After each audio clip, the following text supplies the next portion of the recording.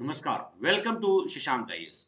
सबसे पहले मैं शशांक पाठक अपने सभी विद्यार्थियों का शशांक आईएएस के इस ऑनलाइन प्लेटफॉर्म पर हृदय की गहराइयों के साथ स्वागत करता हूं। डियर स्टूडेंट्स, आज हम लोग जिस महत्वपूर्ण टॉपिक पर चर्चा करेंगे, इतिहास में उस टॉपिक को शाही चोल साम्राज्य के रूप में जाना जाता है। आपके मन में एक बात आ रहा होगा कि शाही चोल, इस साम्राज्य को शाही चोल क्यों कहा जाता है? तो इन सारे प्रश्नों पर हम आपसे बात करेंगे कि उससे पहले जो इंपॉर्टेंट इंफॉर्मेशन आपके बीच में मैं रखता हूं, उसको रखते हुए चलूं। तो चलिए, इंपॉर्टेंट इंफॉर्मेशन आपके बीच में। अभी तक जिन विद्यार्थियों ने एप्लीकेशन को डाउनलोड नहीं किया है, तो प्लीज वह शशांक आईएएस के इस एप्लीकेशन को डाउनलोड करें और अधिक से अधिक लाभ प्राप्त करें। इस एप्लीकेशन के अंतर्गत इतिहास एक समग्र अध्ययन का एक कोर्स चल रहा है, जिसका जो ड्यूरेशन है यहाँ पर आपको 4 मंथ्स दिख रहा है, लेकिन 4 मंथ से अधिक टाइम लग सकता है। उसके पीछे एक कारण ये है कि क्लास सहजता और सरलता के साथ आपके बीच में चलती है और हमारा प्रयास रहता है कि अपने उस हर अंतिम विद्यार्थी तक समझ बेहतर की जाए। इस कोर्स के अंतर्गत प्राचीन भारत, मध्यकालीन भारत, आधुनिक भारत, भारतीय कला और संस्कृति के साथ-साथ विश्व इतिहास के महत्वपूर्ण सेगमेंटों पर आपसे परिचर्चा की जाएगी। बात अगर फीस स्ट्रक्चर की करें, तो संपूर्ण कोर्स की फीस मात्र 1199 रुपए, बट अगर आप वन टाइम पेमेंट करते हैं, तो मात्र 999 रुपए में आप इस कोर्स को परचेज कर सकते हैं और बेहतर लाभ प्राप्त कर सकते हैं। अधिक जानकारी के लिए आप दिए गए हमारे व्हाट्सएप नंबर 8010045904 पर मुझसे आप बात कर सकते हैं, मैसेज कर सकते हैं। आइए, अब हम अपने टॉपिक की तरफ आगे बढ़ते हैं। आप यहाँ पर देख पा रहे हैं शाही चोल साम्राज्य। एक खूबसूरत लोगो लगा हुआ है बाघ का, यानी कि जिस राजवंश के बारे में हम बात करेंगे, उसकी कीर्त पताका इसी प्रकार से लहराएगी जिस प्रकार से बाघों का अपना एक साम्राज्य होता है। बहुत सुंदर कहानी, बहुत सुंदर दास्तां शाही चोल साम्राज्य के अंतर्गत आपको देखने को मिलेगी। दक्षिण भारत के इतिहास में बहुत ही महत्वपूर्ण सेगमेंट है और यहां से हर परीक्षा में प्रश्न बनता है। जहां वनडे एग्जाम में वन लाइनर क्वेश्चंस यहां से बनता है, राजनीतिक जीवन से यहां से प्रश्न बनता है, वहीं यूपीएससी और स्टेट पीसीएस में चोलकालीन प्रशासन पर निश्चित रूप से प्रश्न बनता ही बनता है। और इस पूरे टॉपिक को बहुत गंभीरता के साथ हम आपके बीच में रखेंगे। एक प्रश्न आपके मन में और आ रहा होगा कि इससे पहले भी चोल शासन के बारे में हमने पढ़ा है, इससे पहले भी चोल राजवंश के बारे में पढ़ा है, दोबारा से चोल राजवंश के बारे में क्यों पढ़ाया जा रहा है? तो मैं आपको यहाँ पर एक डिफरेंस क्लियर करते हुए चलूँ। एक छोटी-सी बात आप समझिएगा कि इससे पहले आपने चोलों को पढ़ा था, तो वहाँ पर हमने चोल वंश का इतिहास बताया था और यहाँ पर शाही चोल का इतिहास बताने जा रहा हूँ। उन दोनों में बहुत अंतर है, लेकिन अधिक अंतर होने के बावजूद भी उन दोनों की शाखाएँ कहीं न कहीं एक जड़ से ही निकली हुई हैं। आपको थोड़ा-सा याद आ रहा होगा। जब हम लोगों ने दक्षिण भारत के अंतर्गत संगम काल को पढ़ा था, तो संगम कालीन जीवन में जब हम लोगों ने राजनीतिक जीवन पर चर्चा की थी, महत्वपूर्ण राजवंशों पर बात किया था, तो आपको याद होगा कि हम लोग संगम काल में जिन महत्वपूर्ण राजवंशों के बारे में बात की थी, उनमें से आप देखेंगे चोल, चेर और पांड्य। यानी कि अब आपको याद आ रहा होगा, मैं एक बार दोबारा से यहाँ पर आपके बीच में इस बात को बता दूँ, यहाँ पर आप देखेंगे चोल राजवंश, चेर राजवंश और पांड्य राजवंश। इनका इतिहास आप लोगों ने संगम काल के दौरान पढ़ा था। कब पढ़ा था? संगम काल के दौरान पढ़ा था। और हमने आपको वहीं पर बताया था कि संगम काल में जो चोल राजवंश हैं, इनका अस्तित्व आप जो देख रहे हैं, आगे चल कर के कुछ वर्षों में इनका पतन हो जाएगा और फिर उसके बाद जो दोबारा से इनका उत्थान होगा। तो यहाँ पर आप देखिए, शुरू में इनका यहाँ से ग्राफ यहाँ तक बढ़ता है, फिर इसके बाद इनका पतन हो जाता है और फिर आगे चल कर के इनका ग्राफ तेजी से ऊपर बढ़ता है। लेकिन जो यहाँ पर आप देख पा रहे हैं, यह तकरीबन तीसरी शताब्दी के आसपास की घटना आपको देखने को मिली थी, जब आप पढ़ रहे थे संगम काल में। और यहाँ पर आप देखेंगे कि जब दूसरी बार इन चोलों का अभ्युदय हो रहा है, तो 9वीं शताब्दी में आप इनके अभ्युदय को देख रहे हैं। यानी कि चोलों की दास्तां दूसरी बार, जब दूसरी बार चोलों का अभ्युदय हुआ, तब उन्होंने चोल साम्राज्य की नींव रखी और अपने समय के जो क्षेत्रीय शासक थे, क्षेत्रीय राजवंश थे, उन सबको पराजित कर एक लंबे समय तक शासन सत्ता में अपनी भागीदारी को इन्होंने निभाया। इसीलिए इसे द्वितीय चोल साम्राज्य के रूप में भी जाना जाता है। तो शाही चोल की जब हम बात करते हैं, चोल साम्राज्य की बात करते हैं, तो इसका मतलब 9वीं शताब्दी के चोलों की बात करते हैं। जब चोल वंश की बात करते हैं, तो इसका मतलब संगम काल की बात करते हैं। तो यहाँ पर हम संगम काल के चोलों की बात नहीं कर रहे हैं, बल्कि 9वीं शताब्दी के हम चोलों की बात कर रहे हैं। हालांकि संगम काल के चोल और 9वीं शताब्दी के चोलों का कुल खानदान एक ही था, लेकिन जहां पर संगम काल के चोल वंश का उत्थान किसी अन्य शासक के द्वारा किया गया, वहीं पर शाही चोल साम्राज्य में आप देखेंगे चोल साम्राज्य का या चोल राजवंश का उत्थान जो है किसी दूसरे शासक के द्वारा किया गया। जी हाँ, शाही चोल साम्राज्य की अगर मैं बात करूं तो विजयालय के द्वारा शाही चोल साम्राज्य की दूसरी बार स्थापना होती है। कहानी बड़ी रोचक है और मैं फिर कह रहा हूं कि आपकी परीक्षा में यहां से प्रश्न बनता ही बनता है। तो सबसे पहले प्रश्न ये उठता है कि ये जो शाही चोल साम्राज्य है, इनका क्षेत्र कहाँ था, किन किन जगहों पर इनका शासन था।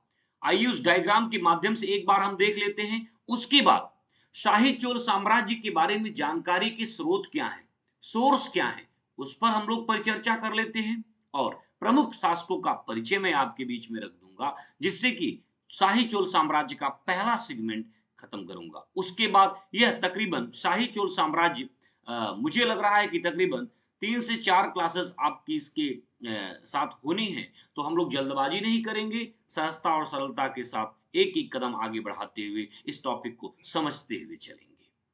तो आइए सबसे पहले हम लोग इस चीज को देखते हैं कि शाही चोल साम्राज्य जो है वह भारत के किन क्षेत्रों पर अपना नियंत्रण स्थापित किया, इनका एग्जैक्ट लोकेशन क्या था, कहां पर ये शासन करते थे, उन सब पर पहले बात कर लेते हैं और उसके बाद शाही चोल साम्राज्य के बारे में जानकारी के स्रोत क्या है उस पर परिचर्चा कर लेते हैं।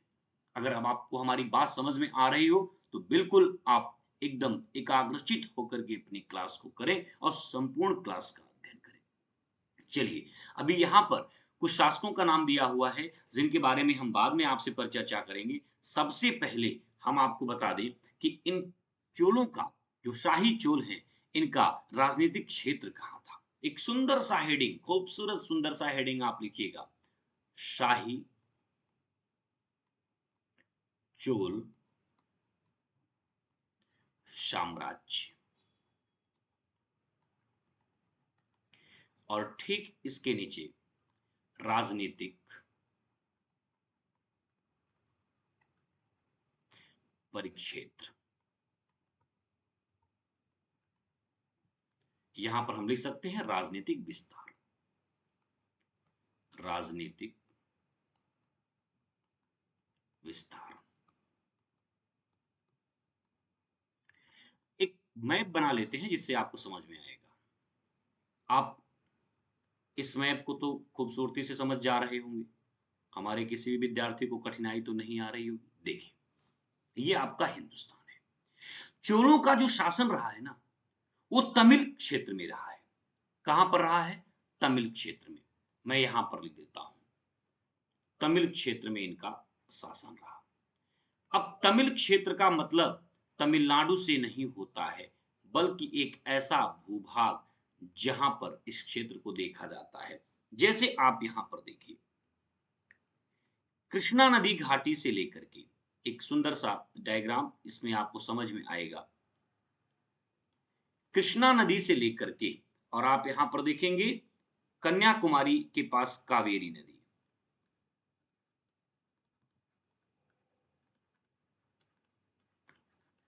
कावेरी नदी। ये जो क्षेत्र आपको दिख रहा है, ये पूरा का पूरा क्षेत्र आपको तमिल क्षेत्र कहलाता है। क्या कहलाता है? तमिल क्षेत्र। तो इस तरह से हम कह सकते हैं कि चोलों का जो साम्राज्य विस्तार था वह कृष्णा नदी घाटी से लेकर के कन्याकुमारी यानी कावेरी नदी के बीच में फैला हुआ था। अब प्रश्न ये उठता है कि कृष्णा नदी घाटी से लेकर के कन्याकुमारी के कावेरी के आसपास के क्षेत्रों तक क्या सिर्फ चोलों का ही शासन था, या चोलों के साथ साथ और किनका शासन था, और जिनका शासन था उनके साथ चोलों का कैसा व्यवहार था? क्या चोलों ने उनके राज क्षेत्र पर अधिकार किया, और किया तो कैसे किया? इन सब पर हम बात करेंगे, बट एक बार और इसके पैरेलल एक सुंदर डायग्राम मैं यहाँ पर आपको बनाते हुए चलता हूँ। आप यहाँ पर देखेंगे कि दोबारा से एक मैं आपको यहाँ पर स्केच करके दिखा रहा हूँ। आप जहाँ पर इस देखेंगे थोड़ा-सा यहाँ पर देखिए, ये जो दक्षिण भारत का क्षेत्र है, आप यहाँ पर थोड़ा-सा देखिए।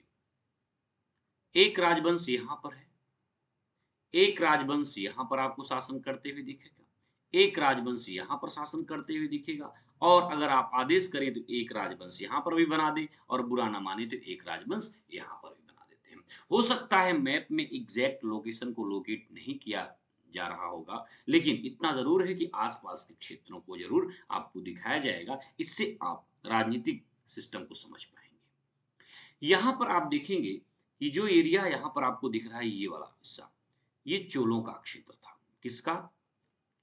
चोल शासकों का। यहाँ पर जो आप देख रहे हैं, यह पल्लव शासकों का है, पल्लव का। यहाँ पर जो आप देख रहे हैं, ये पांड्य शासकों का है।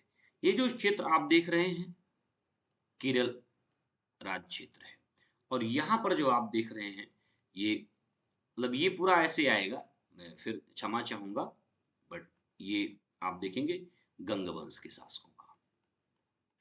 कहानी कुछ इस प्रकार की होती है। जैसे ये जो चोल हैं, कहा जाता है कि यह पल्लवों के सामंत थे। किसके सामंत थे भाई? पल्लवों के सामंत थे। तो जब पल्लवों का पतन प्रारंभ हो जाता है, पल्लव शासकों का पतन प्रारंभ हो जाता है, तो उनकी पतन की स्थिति का लाभ उठाते हैं चोल और चोल अपने आप को स्वतंत्र शासक के रूप में अस्तित्व में आते हैं। चोलों को स्वतंत्र शासन सत्ता के रूप में किसने अभ्युदय किया, किसने योगदान दिया, इस बात को थोड़ी देर बाद हम बताएंगे। बट सबसे पहले आप इतना समझिए कि चोल पल्लवों के सामंत थे, लेकिन जब पल्लवों का पतन हुआ तो चोल स्वतंत्र शासन सत्ता के रूप में अस्तित्व में आ गए। अब दूसरी बात यह है कि जब इन स्थानों से पल्लवों का पतन हो गया, किसका पतन हुआ भाई? पल्लवों का पतन हो गया, तो इस जगह पर किसका शासन शुरू हुआ? तो पल्लवों के पतन के बाद यहां पर आप देखेंगे कि चालुक्य का शासन शुरू हुआ। किसका शासन शुरू हुआ?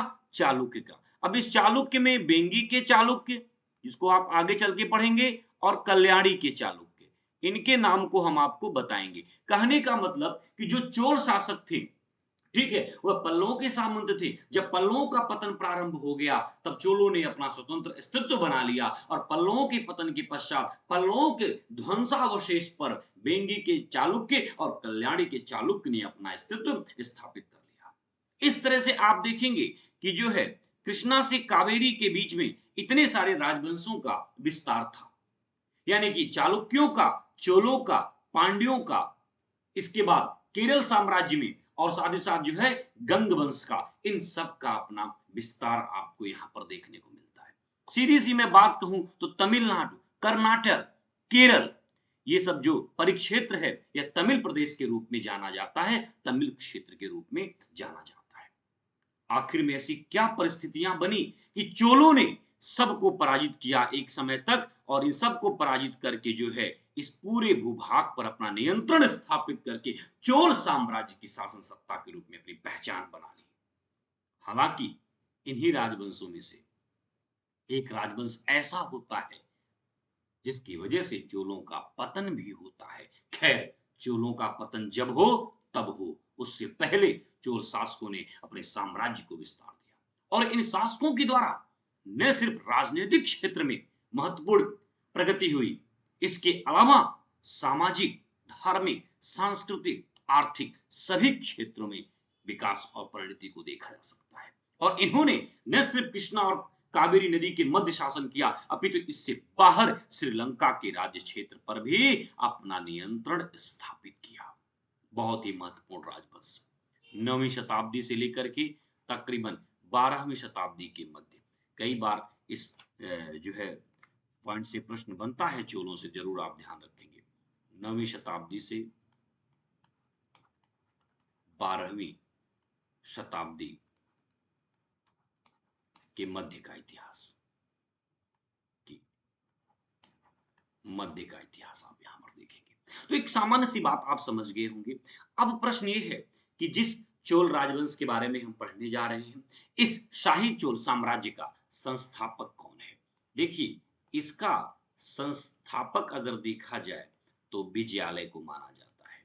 विजयालय को मैं इस बात को मैं आपको बता दूं, अगर चोल राजवंश के बारे में पूछा जाता है कि चोलों की शासन सत्ता अस्तित्व में कब आई, तो संगम काल में आप देखेंगे। लेकिन एक समय के बाद, संगम काल के बाद एक बार जब ये ऊपर की तरफ उठते हैं, फिर इनका पतन प्रारंभ हो जाता है और एक लंबे समय तक ये शांत रहते हैं और अचानक फिर बहुत तेज इनका ग्राफ बढ़ता है। तो दूसरी बार जो ग्राफ बढ़ रहा है, उसी समय के बारे में मैं बात कर रहा हूं। यानी कि द्वितीय चोल साम्राज्य का संस्थापक, द्वितीय चोल साम्राज्य का संस्थापक, द्वितीय चोल साम्राज्य का संस्थापक विजयालय को माना जाता है।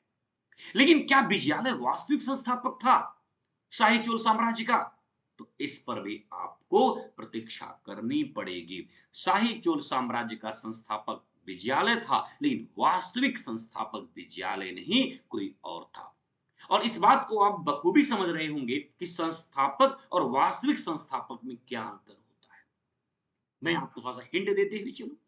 वास्तविक संस्थापक का तात्पर्य कि जो सामाजिक, आर्थिक, धार्मिक, राजनीतिक, सांस्कृतिक सभी क्षेत्रों में अपने साम्राज्य को मजबूत कर दे, वह वास्तविक संस्थापक होता है। ऐसा कौन सा शासक होगा शाही सोल साम्राज्य के अंतर्गत जो इन सभी परिक्षेत्र में, सभी क्षेत्रों में अपने साम्राज्य की नींव को और उसकी आधारशिला पर एक बड़ी बिल्डिंग को मजबूत करेगा?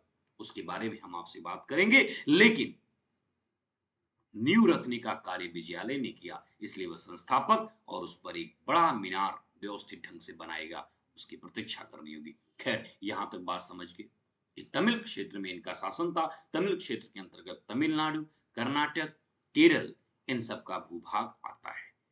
अगर भौगोलिक क्षेत्रों के अंतर्गत नदियों के मध्य बांधा जाए तो कृष्णा से लेकर के कावेरी नदी के मध्य का जो भूभाग था। चोल पल्लव के सामंत थे।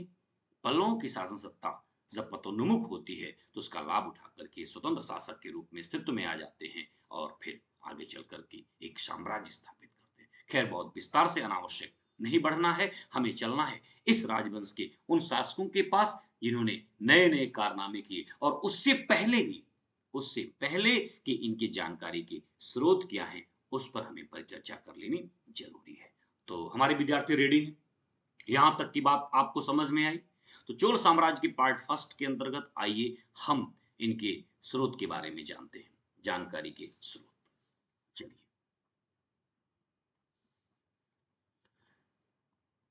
शाही चोल साम्राज्य की जानकारी के स्रोत। शाही चोल साम्राज्य की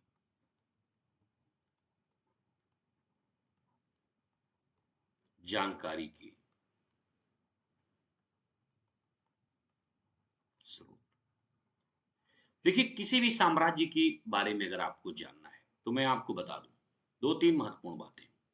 जैसे नंबर एक, पुरातात्विक स्रोत। पुरातात्विक स्रोत। नंबर दो, साहित्यिक स्रोत। नंबर तीन, विदेशी यात्रियों के यात्रा वृत्तांत। विदेशी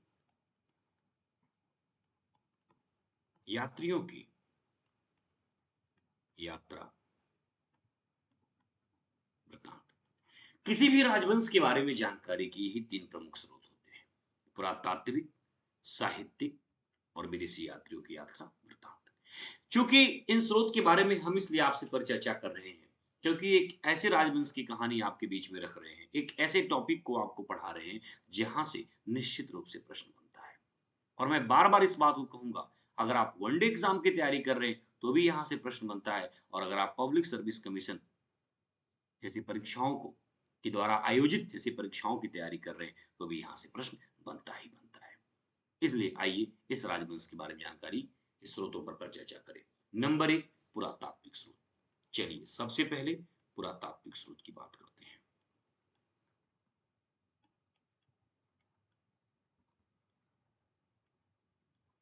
पुरातात्विक स्रोत। देखिए, पुरातात्विक स्रोत के अंतर्गत क्या क्या आता है भाई? अभिलेख। अभिलेख यानी कि इंस्क्रिप्शन, मुद्रा, ठीक है। और भी कई सारी महत्वपूर्ण चीजें होती हैं, मंदिर, ठीक है, मंदिर, कई सारी बातें। इनमें से दो बहुत महत्वपूर्ण है, एक तो अभिलेख और दूसरा मुद्रा। तो सबसे पहले आइए हम अभिलेखों पर चर्चा कर लें। चलिए अभिलेख पर चर्चा करते हैं, और इन सबको आपको याद रखना है, ध्यान देना है, परीक्षा में प्रश्न बनेंगे। अगर हम अभिलेख की बात करें तो यहां पर आप देखिए महत्वपूर्ण अभिलेख है, मैं यहां पर पॉइंट आउट कर रहा हूं, आप भी हमारे साथ पॉइंट आउट करेंगे। पहला लिखिएगा,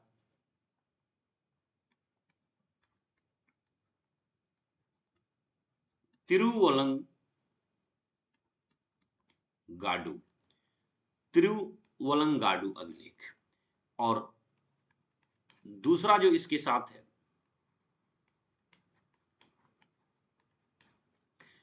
करंदई दानपत्र। ये जो दोनों अभिलेख हैं, ये किसके अभिलेख हैं? ये अभिलेख हैं राजेंद्र प्रथम के।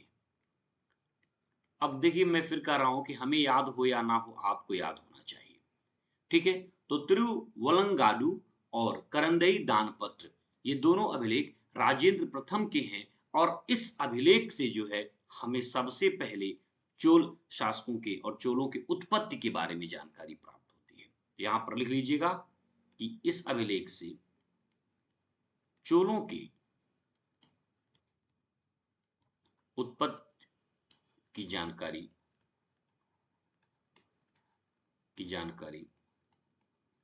प्राप्त होती है। अभी खत्म नहीं हुआ, अभी तो बहुत है। इसके बाद अगला अभिलेख, उत्तर मेरूर अभिलेख। उत्तर मेरूर अभिलेख, उत्तर मेरूर अभिलेख, आप सब लोग पॉइंट आउट करते हुए चलेंगे, नोट्स बनाते हुए चलेंगे। उत्तर मेरूर अभिलेख, ये किसका अभिलेख है भाई? कौन सा विद्यार्थी बताएगा? ये परांतक प्रथम का अभिलेख है, परांतक प्रथम का अभिलेख है। और कहा जाता है कि इस अभिलेख से चोलों के ग्राम प्रशासन के बारे में जानकारी प्राप्त होती है। चोलों के ग्राम प्रशासन के बारे में जानकारी,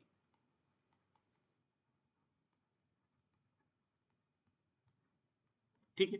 तो उत्तर मेरू अभिलेख, कई बार ये परीक्षा में प्रश्न बनता है कि उत्तर मेरू अभिलेख किसका अभिलेख है? परांतक प्रथम का, पहला प्रश्न। दूसरा, किस अभिलेख में चोलों के ग्राम प्रशासन के बारे में जानकारी प्राप्त होती है? तो उत्तर मेरूर अभिलेख। इसलिए उत्तर मेरूर अभिलेख और इसके अलावा तिरुवलंगाडु और करंदई दानपत्र, इनको आपको विशेष रूप से ध्यान देना होगा। जहां पर आप देखेंगे तिरुवलंगाडु अभिलेख से जो है चोलों की उत्पत्ति के बारे में जानकारी प्राप्त होती है, वहीं पर उत्तर मेरू अभिलेख से जो है चोलों के ग्राम प्रशासन के बारे में जानकारी प्राप्त होती है। इसके अलावा और भी कई महत्वपूर्ण अभिलेख हैं, जैसे आप देखेंगे मणिमंगलम अभिलेख, मणिमंगलम, मणिमंगलम अभिलेख बहुत महत्वपूर्ण टॉपिक है, और इसको आप सभी को ध्यान में विशेष रूप से ध्यान देकर के चलना है। मणिमंगलम, इसके अलावा त्रिवेंद्रपुरम, तिरुवेंद्रपुरम, ये भी महत्वपूर्ण अभिलेख है। इसके अलावा तक्कोलम अभिलेख, तक्कोलम अभिलेख सभी चोल शासकों के ही हैं। अगर आप कहें तो हम इनके शासकों के नाम को लिख देता हूं, जैसे इसके शासनकाल के दौरान राजराज थर्ड, बट ये सब आपको नहीं याद रखना है। और आप यहां पर देखेंगे, इसको थोड़ा सा ध्यान दे दीजिएगा, आदित्य प्रथम के समय में, और इस अभिलेख में सूर्य ग्रहण की चर्चा की गई है। सूर्य ग्रहण, सूर्य ग्रहण, चंद्र ग्रहण आप समझते होंगे। तो इन अभिलेखों को आपको विशेष रूप से ध्यान देना होगा। वैसे आपकी परीक्षा में मैं फिर कह रहा हूं कि आपकी परीक्षा के पॉइंट ऑफ व्यू से उत्तर मेरूर अभिलेख और इसके साथ ही साथ आप देखेंगे जो है तिरुवलंगाडु और करंदी दानपत्र बहुत महत्वपूर्ण है। उत्तर मेरूर अभिलेख तो कई बार परीक्षा में पूछा गया है, ठीक है। तो इसको आपको ज़रूर याद रख लेना है। अब हम बात करते हैं, ठीक है, अभिलेख के साथ-साथ एक और अभिलेख, अशोक के बारे में आपने सुना होगा। अशोक के अभिलेख से भी जो है कहा जाता है कि हमें इसके बारे में, अब प्रश्न ये बनता है कि अशोक के अभिलेख से कैसे जानकारी प्राप्त होती है? प्रश्न ये बनता है ना कि अशोक के अभिलेखों में हमें चोलों के बारे में जानकारी कैसे प्राप्त होती है? तो आपको ध्यान रखना है कि अशोक के अभिलेख में इन चोलों के बारे में जानकारी नहीं प्राप्त होती, बल्कि उन क्षेत्रों के बारे में जानकारी प्राप्त होती है, जिन क्षेत्रों पर इनका शासन था, और उन क्षेत्रों पर चर्चा की गई है। इनके नाम का उल्लेख नहीं है, इनके नाम का उल्लेख नहीं है, बल्कि उन क्षेत्रों पर जो है, जिन क्षेत्रों पर इनकी जो है शासन सत्ता थी, उसके बारे में बात की गई है। तो इस भ्रम में मत रहिएगा, क्योंकि अशोक का शासनकाल तो बहुत पहले का है और ये तो बहुत बाद के हैं। तो उन क्षेत्रों पर, लेकिन कुछ एक जगह वर्णन है कि जिन क्षेत्रों की चर्चा अशोक ने की थी, उन्हीं क्षेत्रों पर, तमिल क्षेत्रों की, उन्हीं क्षेत्रों पर आगे चल कर के बहुत बाद में जो है चोलों ने शासन किया। तो वहाँ पर आप देखेंगे। इसके अलावा महत्वपूर्ण स्रोतों के रूप में आप देख सकते हैं कि एक और महत्वपूर्ण है, खैर उस पर अभी हम आगे बात करेंगे जब विदेशी यात्रियों की बात करते हैं। चलिए, अब हम बात करते हैं मुद्रा की। मुद्रा, देखिए चोलों की जो मुद्रा है, उससे भी हमें चोलों के बारे में जानकारी प्राप्त होती है। चोलों की मुद्रा से भी, चोलों की जो स्वर्ण मुद्राएं थी, चोलों ने स्वर्ण मुद्राओं को जारी किया, उन स्वर्ण मुद्राओं को काशू कहा जाता था। कई बार ये प्रश्न पूछा गया है, काशू, ठीक है। तो जो काशू मुद्रा है, इन काशू मुद्रा पर जो है कई प्रकार के चित्र का अंकन है, और उन चित्रों में आप देखेंगे बाघ, इसके साथ-साथ जो है धनुष, धनुष, और इसके अलावा जो है मछली। तो आप एक बात ध्यान दीजिएगा, जब आप संगम काल पढ़ रहे थे, याद करिए, तो संगम काल में हमने आपको कुछ राजवंशों के राज चिन्ह के बारे में बताया था। आप सभी विद्यार्थियों को अगर याद हो, तो आप मुझे बताइए कि बाघ किसका राज चिन्ह था? बताइए, बाघ चोलों का राज चिन्ह था। धनुष किसका राज चिन्ह था? याद करिए, चेर राजवंश का राज चिन्ह था। मछली किसका राज चिन्ह था? पांड्य राजवंशों का। तो कहने का मतलब ये है कि इन चोलों के सिक्कों पर, ठीक है, जब इन सारे चित्रों का अंकन है, तो इसका मतलब कि चोल शासकों ने उन सभी भूभागों को अपने अधिकार में कर लिया होगा। तो यहाँ पर इनके साम्राज्य विस्तार और अन्य शासकों के ऊपर विजय को देखा जा सकता है, समझा जा सकता है, महसूस किया जा सकता है कि इनकी अधीनता धनुष ने भी स्वीकार की, मछली ने भी स्वीकार की। तो बाघ के अधीन धनुष भी और मछली भी। ना तो तीर धनुष चलाने वाला कोई रहा, ना तो मछली की आंख में लक्ष्य भेद करने वाला कोई रहा। बाघों ने सबको पराजित कर दिया। तो इन जो स्वर्ण सिक्के हैं कासू, उन सिक्कों पर जो चित्रों का अंकन है, बाघ, धनुष, मछली, तो बाघ तो खैर चोलों का है ही, लेकिन धनुष और मछली चेर और पांड्य जैसे शासकों के राजवंशों के चिन्ह हैं, जिसको इसको इसने अपने अधीन किया। तो यहाँ पर इस बात को भी आप सरलता के साथ समझ सकते हैं। इसके साथ ही साथ आप देखेंगे सिक्कों का बहुत ढेर भी प्राप्त हुआ है, जो मतलब मृदभांड मिट्टी के बर्तनों में वो ढेर प्राप्त हुआ है। तो उससे कोई विशेष क्वेश्चन नहीं बनता है कि कहाँ से प्राप्त हुआ है, लेकिन मैं आपको बता दूं कि सिक्कों का एक ढेर प्राप्त हुआ है जो मिट्टी के बर्तनों में है। लिख लीजिएगा, धौलेश्वर। धौलेश्वर एक जगह है तमिलनाडु में। तो आप यहाँ पर देखेंगे कि इनके इन शासकों के सिक्कों का ढेर प्राप्त हुआ है। अब हम आते हैं, आपसे साहित्यिक स्रोत के बारे में बात करते हैं। ये तो आपने अभी एक तरीके से अभिलेखीय पुरातात्विक स्रोत के बारे में देखा। अब साहित्यिक स्रोत, देखिए इन सबको आपको याद रखना है। अगर आपको पूरे टॉपिक को सही से समझना है, तो इन सब बिंदुओं को तो विशेष रूप से आपको याद करके चलना है। साहित्यिक स्रोत, साहित्यिक स्रोत में कुछ एक नाम है जिसको आपको याद रखना है। जैसे एक लेखक हैं जिनका नाम है जय गोंदार। जय गोंदार की रचना है कलिगत्तु पर्णी। नाम भी बड़ा अजीबो गरीब है भाई, कलिगत्तु पर्णी। याद करने की बात छोड़िए, लिखने में बड़ी समस्या होती है। खैर आप याद कर लीजिएगा, मुझे पता है कि आप लोग बहुत होनहार विद्यार्थी हैं। तो जय गोंदार की एक रचना है कलिगत्तु पर्णी, जिसमें चोलों के बारे में जानकारी प्राप्त होती है। इसके अलावा शेकिलार, नाम भी गजब है।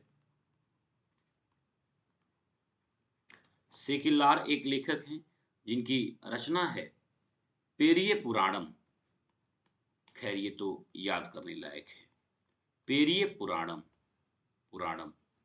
ठीक है, और एक और नाम लिख लीजिए, बुद्ध मित्र। नाराज मत होइएगा, लिख लीजिएगा आप लोग। बहुत सारे विद्यार्थी कहते हैं नहीं लिखेंगे, दम है तो लिखवा करके दिखाओ। अरे यार हमसे क्या, हम तो आपके शिक्षक हैं, हम आपसे अनुनय विनय ही करेंगे। तो बुद्ध मित्र की रचना है वीर शिरोमणि, सॉरी वीर सोलियम। गलत हो जा रहा था, हमें भी देखना पड़ता है भाई, हमें भी याद नहीं रहता है। हाँ ये है कि कई बार दिमाग से निकलता है तो चीजें आती हैं। तो आप यहाँ पर देखेंगे जय गोंदार की रचना कलिगत्तु पर्णी, शेक्लियार की रचना पेरिये पुराणम, बुद्ध मित्र की रचना बिरसा सोलियम। ये साहित्यिक स्रोत हैं जिनसे हमें जो है चोलों के बारे में जानकारी प्राप्त होती है। इसके अलावा विदेशी यात्रियों की यात्रा वृत्तांत की भी हम बात कर लेते हैं। आइए विदेशी यात्रियों की यात्रा वृत्तांत की बात करें। विदेशी यात्री कौन से? विदेशी यात्री, देखिए एक बात मैं आपको बताऊं, विदेशी यात्रियों की यात्रा वृत्तांत से भी हमें जो है इस राजवंश के बारे में जानकारी प्राप्त होती है। विशेष करके एक चाइनीज यात्री है, चीनी यात्री, उसे बहुत सारे चीनी यात्री आते रहते हैं। आपने देखा होगा वेनसांग फाहियान। ठीक है, वैसे एक और चीनी यात्री का नाम आपको याद करना होगा, चाऊ जी कुआ। नाम देख रहे हैं, चाऊ जी कुआ। ये नाम भी ऐसा है कि समझ में आ रहा है कि चीनी यात्री होंगे, कुआ। ठीक है, चीनी यात्री हैं। इनकी पुस्तक का नाम क्या है भाई? इनके बुक का नाम आप जरा यहाँ पर याद कर लीजिए, चू फान चुन। चू फान चुन। अब देख रहे हैं चू पान चुन, ये इनकी किताब का नाम है। और इसमें जो है चोल वंश की न्याय व्यवस्था के बारे में जानकारी प्राप्त होती है। चोल वंश की न्याय व्यवस्था के बारे में, न्याय व्यवस्था के बारे में जानकारी प्राप्त होती है, जानकारी प्राप्त होती है। इसके अलावा और भी कई सारे सोर्स हैं जिनसे जानकारी प्राप्त होती है। अच्छा एक बात बताइए, दो चीनी यात्री का नाम और मैं लिख रहा हूं, जरा आप उनकी पुस्तक का नाम बताइए। एक तो मैं लिख रहा हूं फाहियान, और एक मैं लिख रहा हूं वेनसांग। मैं देखता हूं हमारे कितने विद्यार्थियों की इनकी पुस्तकों का नाम याद है। फाहियान की बुक का क्या नाम है भाई? और वेनसांग की बुक का क्या नाम है? वेनसांग की बुक का क्या नाम है बताइए। फाहियान की बुक का क्या नाम है और वेनसांग की बुक का क्या नाम है? मैं सभी के मैसेज को देखूंगा, क्योंकि जो पॉइंट्स मैं आपको दे रहा हूं ना, ये बहुत महत्वपूर्ण पॉइंट्स है। सिर्फ राजवंशों की राजनीतिक कहानियों को ही बताना महत्वपूर्ण बात नहीं होती है। ये जो आप चाउ जी कुआ, चू फान चुन, इनकी पुस्तकों को याद कर रहे, यहीं से प्रश्न बनता है और गलत हो जाता है। तो जो फायान है, इसकी पुस्तक का नाम बताइए भाई। फायान की पुस्तक का नाम कौन बताएगा? फो, बहुत बढ़िया, को की। और वेनसांग की पुस्तक का नाम सी यू की। तो वहीं पर एक बार दोबारा बता दीजिए, चाओ जी कुआ की पुस्तक का नाम चू फान चुन। तो चू फान चुन जो होता है, वह जो है चोल राजवंश के बारे में महत्वपूर्ण जानकारी प्रदान करता है। एक बार परीक्षा में प्रश्न बना कि चोल वंश की भाषा क्या थी। यह भी महत्वपूर्ण प्रश्न बनता है। चोल वंश की भाषा, चोल वंश की भाषा क्या थी? तो यहां पर थोड़ा सा अगर आप लोग याद कर लेंगे तो बहुत अच्छा होगा। चोलों ने तमिल में भी साहित्यिक रचना की, तेलुगु भाषा को भी प्रश्रय दिया, कन्नड़ भाषा को भी इन्होंने आश्रय दिया और संस्कृत भाषा को भी इन्होंने जगह दी। तो कई बार ये प्रश्न परीक्षा में बनता है, इसको आपको देखना है। तो इस तरीके से यहाँ पर आप लोगों ने कई महत्वपूर्ण बिंदुओं को देखा, जो आपके एग्जाम के पॉइंट ऑफ व्यू से काफी महत्वपूर्ण है। अब हम बात करेंगे इस शाही चोल साम्राज्य के उन शासकों की, जिनके शासन काल में क्या-क्या महत्वपूर्ण परिवर्तन हुए, कौन-कौन से शासक हुए, उन लोगों ने किस तरह से राजनीतिक, सामाजिक, आर्थिक, धार्मिक, सांस्कृतिक जीवन में बदलाव किया और जिससे चोल साम्राज्य अपने समय का एक सबसे बेहतर साम्राज्य साबित हुआ। चलिए उनके बारे में बात करें कि उससे पहले इन शासकों के नाम का एक बार उल्लेख कर दूं, जो आपके एग्जाम के पॉइंट ऑफ व्यू से बहुत महत्वपूर्ण है। तो आप इजाजत दें तो उन शासकों के नाम को आपके बीच में रखता हूं और उसके बाद फिर इतिहास को आगे बढ़ाता हूं। देखिए, यहां पर शाही चोल साम्राज्य, मैं फिर कह रहा हूं कि जब कभी भी शाही चोल साम्राज्य की बात हो तो आपको ध्यान रखना है 9वीं शताब्दी 9वीं शताब्दी से 12वीं शताब्दी के बीच, 12वीं शताब्दी के बीच के चोलों की बात मैं कर रहा हूं। और ये वही चोल हैं जो अपने आसपास के क्षेत्रों के शासकों को पराजित कर जो है अपने साम्राज्य का विस्तार किए। इन प्रमुख शासकों में आप देखेंगे तो पहला है विजयालय। ठीक है, यह द्वितीय चोल साम्राज्य का संस्थापक माना जाता है। विजयालय के बाद आदित्य प्रथम शासक हुए, इसके बाद परांतक प्रथम शासक हुए, उसके बाद गंडरा द्वितीय शासक हुआ, उसके बाद परांतक द्वितीय शासक हुए। देखिए, परांतक द्वितीय को सुंदर चोल भी कहा जाता है। अब सुंदर थे या नहीं थे, तो जब इनके बारे में पढ़ेंगे तभी तो हम विस्तार से बात करेंगे। इसके बाद राजा राज प्रथम, जिनको चूड़ामणि भी कहा जाता है। फिर इसके बाद कहानी आगे बढ़ती है, राजेंद्र प्रथम सातवें शासक के रूप में। फिर इसके बाद राजाधिराज प्रथम, राजेंद्र देव द्वितीय, वीर राजेंद्र, ठीक है, और फिर इसके बाद अधिराजेंद्र।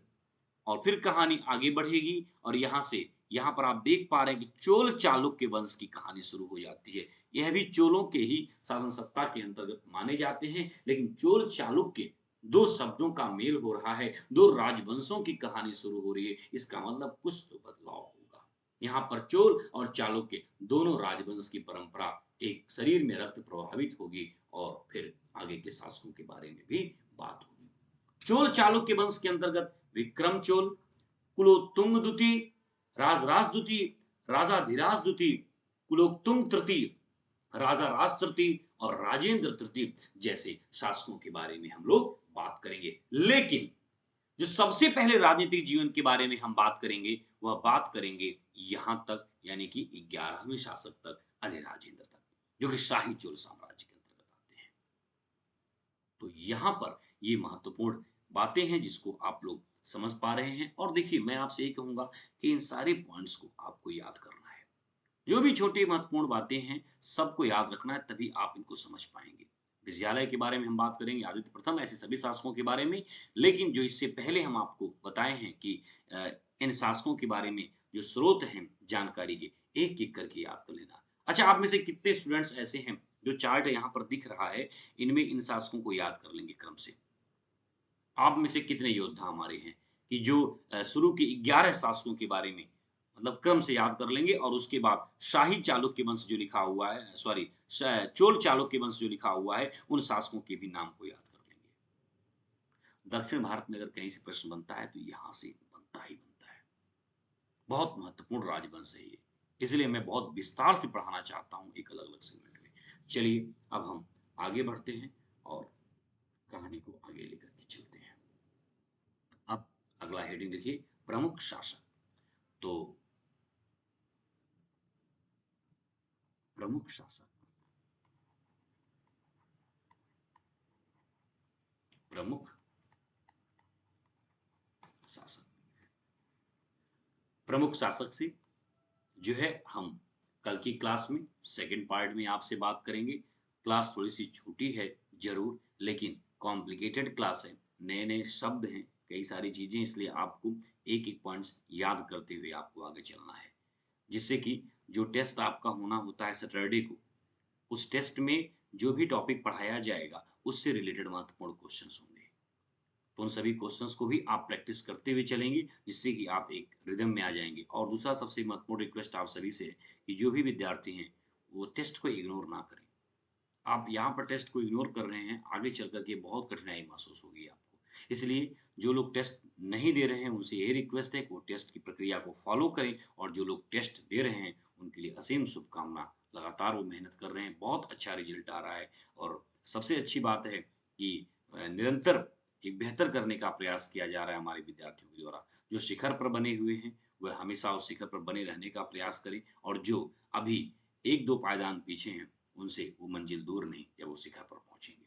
तो इन सब चीज़ों को आपको विशेष रूप से ध्यान देना होता है।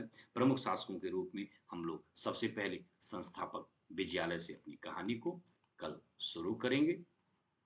संस्थापक विजयालय से, और 3 क्लासों में हम अपने इस टॉपिक को कंप्लीट करने का प्रयास करेंगे। हालाँकि एक क्लास हमारा थोड़ा-सा बड़ा क्लास होगा, जिसमें शाही चोल साम्राज्य के बारे में हम उनकी सामाजिक, आर्थिक, धार्मिक इन सभी स्थितियों के बारे में पर चर्चा करेंगे।